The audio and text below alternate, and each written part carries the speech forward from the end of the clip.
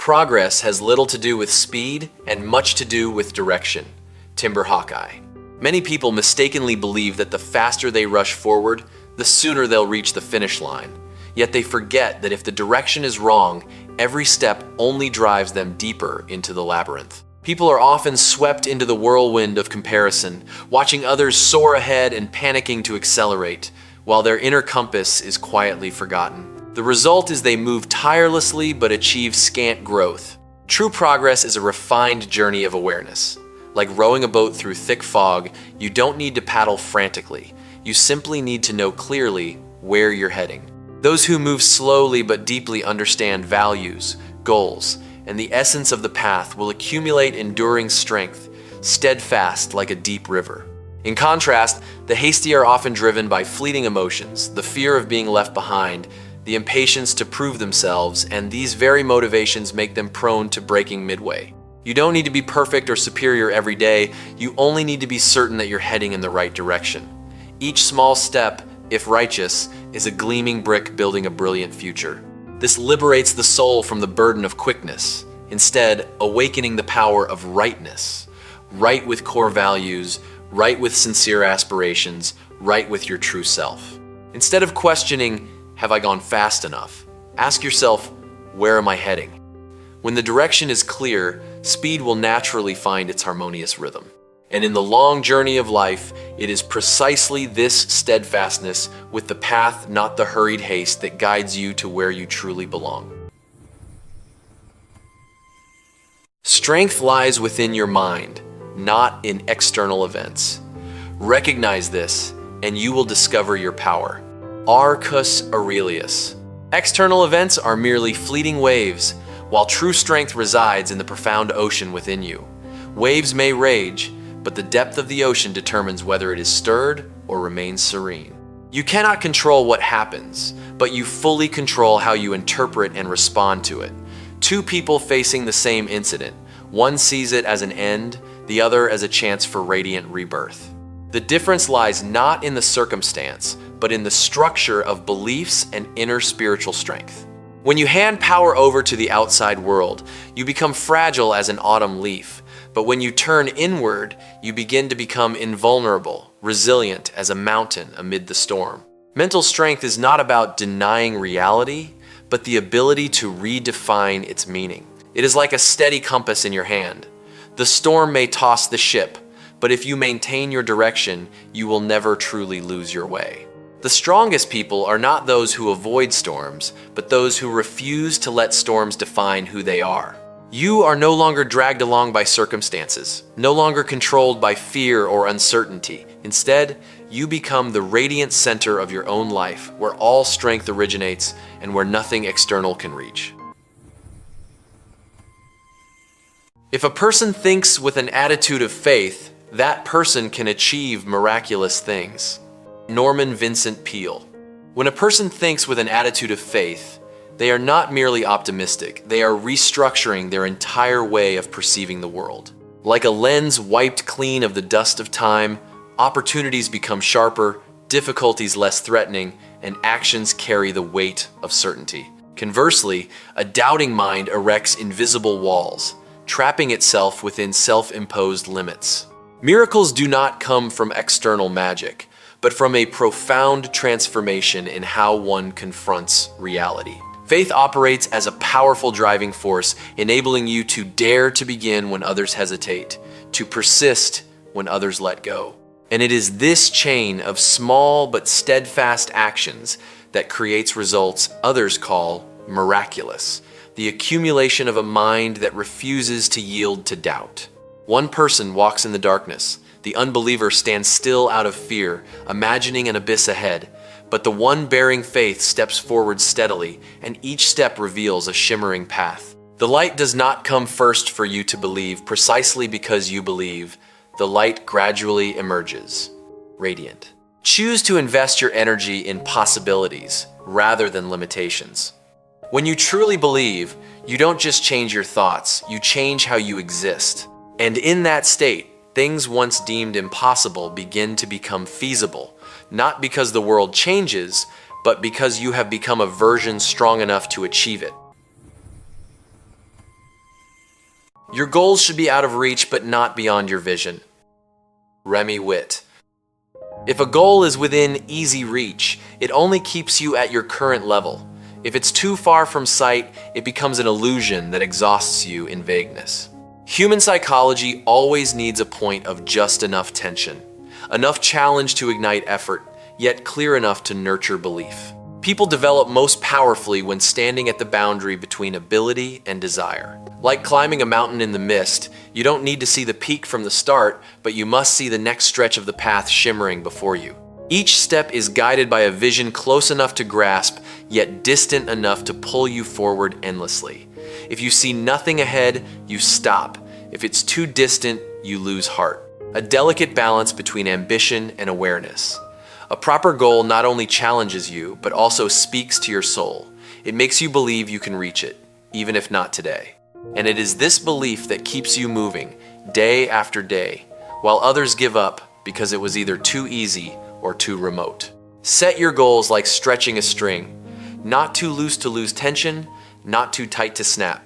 When the goal is beyond your grasp, but still within your vision, you will live in a state of continuous evolution where each day is a meaningful step forward and every step brings you closer to the radiant version of yourself you are becoming. If you haven't achieved what you desire, don't give up. Instead, renew yourself and change your habits. Eric Thomas. When you haven't achieved what you desire, the instinctive reaction is often to doubt yourself or blame circumstances. Today's results are the product of old habits. If the results haven't changed, what needs changing isn't the dream, but the person pursuing that dream. You cannot create a different future with the same old version of yourself. Renewing yourself is not a superficial act, but a deep restructuring how you think, how you react, how you repeat small behaviors every day. Habits are the silent architect of destiny. They build or destroy you brick by brick without you even noticing. You are walking on a familiar path. You may step very quickly, but if that path doesn't lead where you want, speed only takes you farther from the destination. Changing habits is turning onto a new path. At first it may be slow and unfamiliar, but it is a direction full of potential that leads you to where you truly need to be. You always have the right to recreate yourself. There are no absolute failures, only old patterns that no longer fit. When you are aware enough to recognize and courageous enough to change, you are no longer a victim of circumstances. You become the designer reshaping your entire life. And in that process, you not only draw closer to your goal, but also become a stronger, more conscious, and more radiant version than ever before. You must really want to become a butterfly to the point where you're willing to give up your caterpillar identity. Trina Paulus. Do you dare to abandon the familiar version of yourself to become what you yearn for? The caterpillar cannot gradually improve into a butterfly. It must enter a process of near total dissolution in the cocoon, where the old is broken down so the new can burst forth in splendor. And that is precisely what terrifies people, not because they don't know what they want, but because they know that to obtain it, they must trade the familiar safety of their current self, clinging tightly to the old identity, even when that identity limits them. We grow accustomed to old ways of thinking, old habits, old environments. They resemble a protective shell, cramped yet comfortable. But to fly high, you must accept a phase of transition filled with uncertainty. No longer a caterpillar, not yet a butterfly, a void where all familiar anchors dissolve. That is the transformation zone that many avoid, so they remain trapped in their outdated form. True aspiration is not a casual wish, but a willingness to pay the price. When the desire is deep enough, you will no longer mourn the old version, even though it was once a safe haven. You understand that you are not losing, you are evolving. And in that process, every pain, every chaos becomes an indispensable part of a glorious rebirth. Becoming a butterfly is not a destination, but a state of a person who dares to let go, dares to transform, and dares to step into the unknown. When you accept that, you not only change the shape of your life, but also open up a vast sky that you previously didn't believe you could touch. Sometimes all it takes is not knowing that you can't do something that's exactly what's needed for you to do it. Ali Carter. When you know you can't do something, you unconsciously erect a psychological barrier, making all subsequent efforts half-hearted. But when you don't carry that limiting belief, the mind becomes free to soar. It acts before doubt sets in, experiments before fear arises. And it is precisely this state of not yet programmed by failure that opens the door to things once thought impossible. Sometimes, naivety is a form of miraculous strength. Children learn to walk not because they know for sure they won't fall, but because they haven't yet learned that falling is something to fear. It is this carefree attitude that allows them to try, fail, and try again, a cycle that adults often lose when obsessed with the possibility of failure. A vast room. Each limiting belief is a no entry sign hung before a door. The more signs there are, the less you explore. But when those signs don't yet exist, you open doors naturally and sometimes discover grand spaces you never thought you could enter. Your potential is always greater than you imagine, not because you possess infinite power, but because you often shrink yourself before truly trying. When you temporarily set aside old definitions of possible and impossible, you allow yourself to act with a rare form of freedom. And in that state, extraordinary things are no longer exceptions. They become the natural consequence of a mind unbound by itself. I think the thing to do is to enjoy the journey while you're on it. Johnny Depp. People often live like racers, chasing the future, eyes fixed on the finish line, while forgetting that most of life unfolds right on that path. They postpone joy, postpone satisfaction, telling themselves, when I achieve that, I'll be happy. But when you live only for the destination, you turn the journey into a burden, and upon reaching it, you quickly set a new goal, continuing the endless cycle. Enjoying the journey doesn't mean abandoning ambition, but changing how you exist within the very process of pursuing it. It is the ability to feel each small step of progress, to cherish the quiet efforts, and to see radiant meaning even in days without clear results. Like a mountain climber, if they only care about the summit, they'll miss the enchanting beauty of each stretch of the trail, the wondrous turns, the refreshing breezes, the moments that make the journey profoundly worthwhile. From living to achieve to living to experience.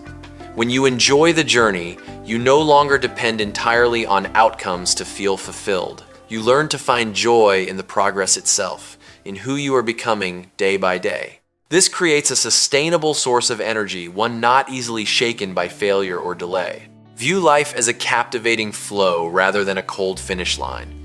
When you allow yourself to live fully in each step, you not only move forward, but truly live. And perhaps it is in that enjoyment that you realize the most precious thing is not where you arrive, but the person you become along that magnificent path. Give up everything in life and habits that may be hindering you. Learn how to create opportunities for yourself. Sophia Amoruso. People are often bound not by a lack of opportunities, but by outdated habits, invisible preoccupations, and ways of living that have become obsolete. They resemble delicate threads, not strong enough to notice, but numerous enough to hold you in place. And the irony is, you still call that state stable. Letting go doesn't mean surrendering everything, but daring to look directly at what no longer serves you. It could be a procrastination habit, an environment that makes you shrink yourself, or an outdated belief still kept because it's familiar. When not actively removed, they quietly shape your limits. Letting go is truly an act of reclaiming control. You decide what is allowed to exist in your life. And when space is created, opportunities begin to appear, not falling from outside, but from the way you interact with the world. Creating opportunities for yourself. You don't wait for perfect conditions, you create the conditions. You don't wait for anyone to grant power, you grant it to yourself. This requires a profound shift from a dependent mindset to a radiant, creative mindset. Like a room, if it's crammed with old items, there's no space for anything new. But when you dare to clear away what is no longer needed, space opens up, and it is that very emptiness that allows wondrous possibilities to enter. Ultimately, Strength lies not in how many opportunities you have, but in whether you have the courage to eliminate what hinders you and the initiative to forge your own path. The way you climb the mountain matters more than reaching the summit. Yvon Chouinard. The peak does not define you. The way you climb truly shapes who you are. Results, titles, achievements, recognition seem to be the sole measure of value. But they forget that the upward journey is where character is forged, where resilience is tempered, and where your true self is revealed most clearly. You might reach the top quickly by bypassing principles, relying on others, or trading core values. But the price is arriving at the summit hollow without pride, without solidity, and easily collapsing when that position is lost. In contrast, the one who climbs slowly but surely, each step mindful, will carry inner strength to the peak, something no storm can take away. The way you climb is the system of repeated choices each day. Are you honest? Are you persistent? Do you retain your identity when facing pressure? These things do not yield immediate results, but they accumulate into a form of enduring strength, something that allows you not only to achieve success, but to fully deserve it. Two people stand together at the mountain peak. One arrived via a shortcut, full of calculation and haste. The other through effort, discipline, and awareness. From afar, they appear similar. But inside, they are two entirely different worlds. And when the first storm hits, only one of them will stand firm. Don't just ask, how do I reach the peak? Ask, who am I becoming on the way up? Because in the end, the person you become is the true summit, while all external achievements are merely the shimmering shadow reflecting that.